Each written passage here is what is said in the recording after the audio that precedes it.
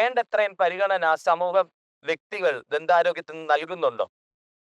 ആം, ദുർഭാഗ്യവശാൽ ദന്താരോഗ്യത്തിനും ദന്തപരിപാലനത്തിനും ആവശ്യമായി ലഭിക്കേണ്ട ഒരു ഇമ്പോർട്ടൻസ് പബ്ലിക്കിന്റെ ഭാഗത്തു നിന്നും ഉണ്ടാകുന്നില്ല എന്നുള്ളൊരു വസ്തുതയാണ്.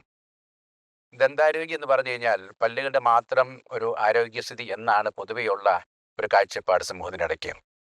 പക്ഷേ ദന്താരോഗ്യവും ദന്തപരിപാലനയും സമഗ്രമായ ആരോഗ്യത്തിന്റെ അടിസ്ഥാനമായി വേണ്ട ചില യാഥാർത്ഥ്യങ്ങളാണെന്നുള്ള വസ്തുത സമൂഹം മനസ്സിലാക്കുന്നില്ല.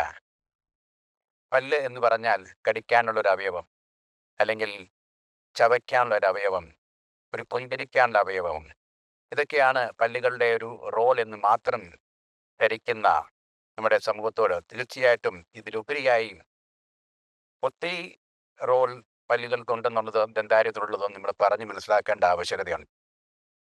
വായിലെ അസുഖങ്ങളും വായിലെ ഇൻഫെക്ഷൻസും മറ്റും മറ്റ് ഭാഗങ്ങളിലോട്ട് പടർന്നാൽ പല അസുഖങ്ങൾക്കും കൂടുതൽ വഷളാകാം, പല അസുഖങ്ങൾക്കും കാരണവുമാകാം. ഉദാഹരണത്തിന് പ്രമേഹം, ഹൃദ്രോഗം, അവസ്ഥയിലുള്ള അസ്വസ്ഥതകളും അസുഖങ്ങളൊക്കെ.